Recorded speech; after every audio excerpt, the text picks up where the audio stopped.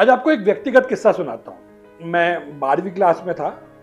मेरे दोस्त की बहन को चिकन पॉक्स हो गया और उसकी सेवा शुश्रूषा में पहले मेरे दोस्त को, फिर मुझे चिकन पॉक्स हो गया।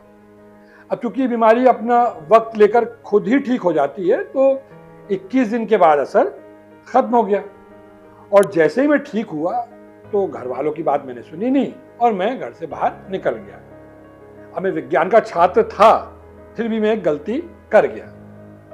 चिकन पॉक्स का असर जब खत्म हो जाता है उसके बाद ही वो सबसे ज्यादा घातक होती है और सावधानी बरतने की जरूरत होती है, नहीं तो वो उल्टा असर करती है। मेरे साथ भी ऐसे ही हुआ और बीमारी के आफ्टर इफेक्ट के चलते एक ही दिन के अंदर मेरी हालत बुरी तरह खराब हो गई।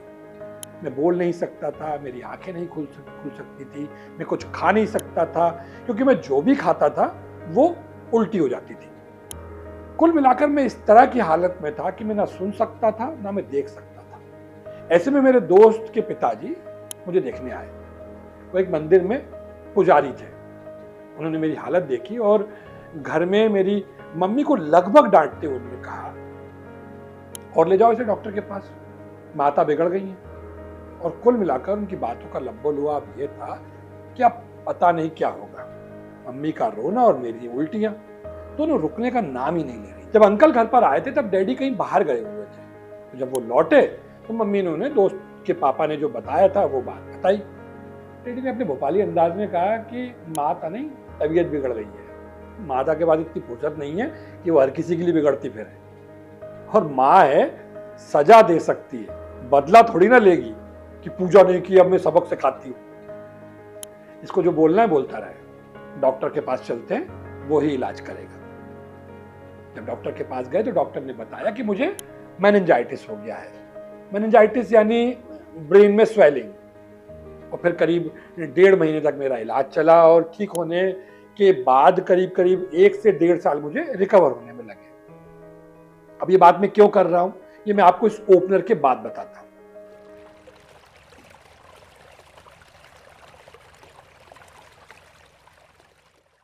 शुरुआत में मैंने जो आपको कहानी सुनाई ना, उसका लब्बो-लुआब ये था कि जब कोई बीमार है किसी भी कारण से, तो उसका इलाज किया जाना हमारी प्राथमिकता होनी चाहिए, ना कि पूजा पाठ, रंग रोगन।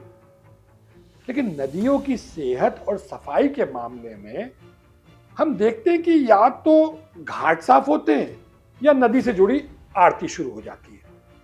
जबकि नदी की सेहत को दुरुस्त रखने के लिए पहली अनिवार्य शर्त है नदी की अविरलता, यानी उसका सतत बहते रहना।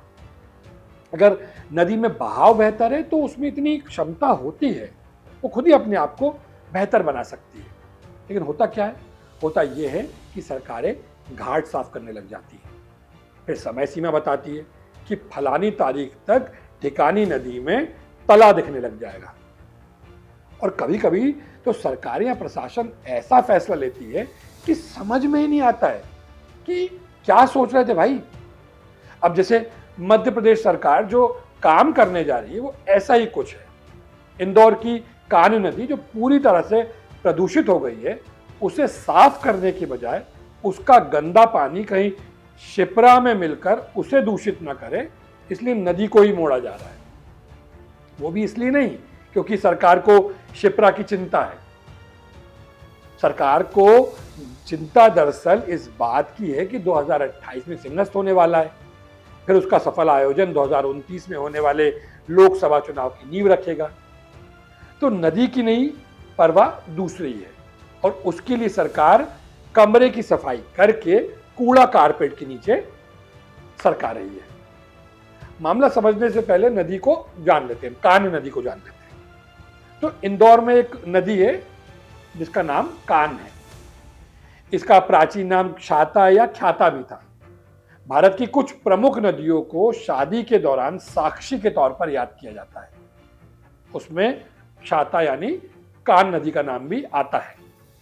कान्ह नदी इंदौर से 11 किलोमीटर दक्षिण की और उमरिया नाम का एक गांव के पास एक पहाड़ है, उससे निकलती है और इंदौर सावेर के निकट से बहती हुई उज्जैन के पास शिप्रा में मिल जाती है।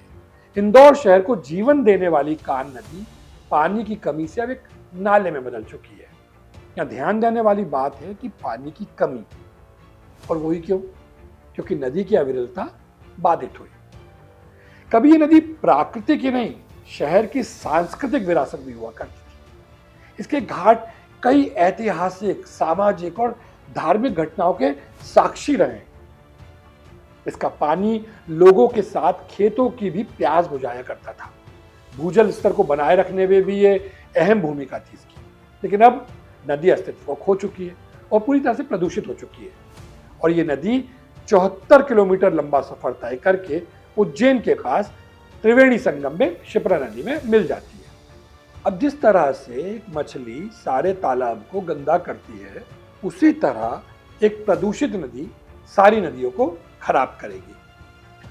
इसलिए नदी जोड़ो परियोजना की अपार सफलता के बाद मध्य प्रदेश सरकार 2028 सिंगस्त के लिए शिप्रा नदी को साफ रखने के लिए नदी मोड़ो प्रोजेक्ट शुरू कर रही है।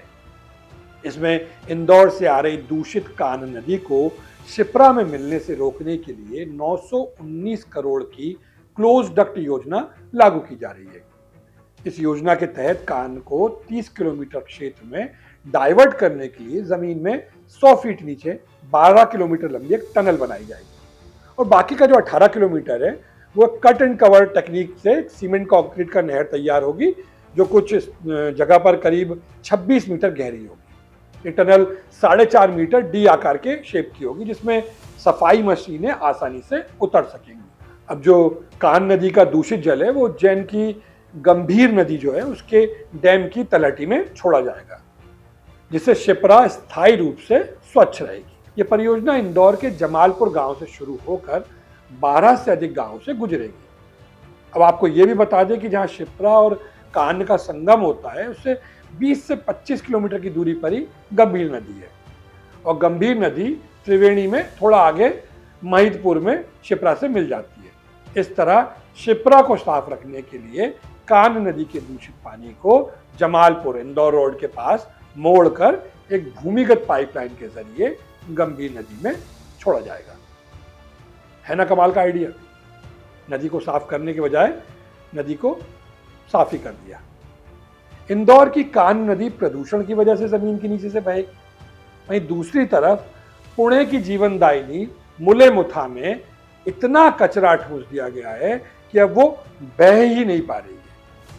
डाउन टू अर्थ की एक रिपोर्ट के मुताबिक कचरा डंपिंग को लेकर महाराष्ट्र प्रदूषण नियंत्रण बोर्ड यानी एमपीसीबी ने ये कहा कि लोनी कालभौर और कदमाक बस्ती ग्राम पंचायतें जो है वो नदी किनारे जमा हो रहे कचरे को हटाने या उसे रोकने के लिए कोई ठोस कदम नहीं उठा रही। स्थानीय निवासियों ने जब कचरे के जलने की वजह से निकल रहे जो जहरीला धुआं है उसकी शिकायत की, तो जांच में नदी के किनारे बड़ी मात्रा में ठोस कचरा बेतरतीब फैला मिला। कमाल की बात यह है कि प्रदूषण नियंत्रण बोर्ड ने इसके चलते ग्राम पंचायत को नोटिस भी जारी किया, लेकिन 2 महीने से ज्यादा वक्त गुजर गया और कुछ नहीं हुआ। नदी की हालत बद से बदतर होती गई। कुल मिलाकर प्रशासनिक उदासीनता के चलते मुलामुथा जो पुणे की जीवनदायिनी है वो नाला बन चुकी है। इधर दिल्ली में यमुना की सफाई के नाम पर एक बार फिर मुख्यमंत्री रेखा गुप्ता के नेतृत्व में घाटों की सफाई की गई है। इस अभियान में 500 से ज्यादा सामाजिक और धार्मिक संगठन जो है वो भी शामिल हुए। सभी ने मिलकर रिपोर्ट के मुताबिक करीब 116 मीट्रिक टन कचरा जो है वो बाहर निकाला। अच्छी बात है, लेकिन सवाल जो है वो वहीं पर खड़ा हुआ है या कचरे की तरह धंसा हुआ है कि यही धार्मिक और सामाजिक संगठन अभी 2-3 साल पहले भी ऐसे इकट्ठे हुए थे। खूब सफाई का ढोल भी पीटा गया था और नदी को साफ दिखाने के लिए अतनीकुंड बैराज से थोड़ा ज्यादा पानी भी छोड़ दिया गया था। खूब सारी फोटोएं भी खींची गई। फिर कुछ दिनों बाद यमुना में झाग तैरता नजर आ गया। अच्छा, छठ के दौरान पुरानी सरकार जो थी वो डिफोमिंग करके झाग हटा रही थी।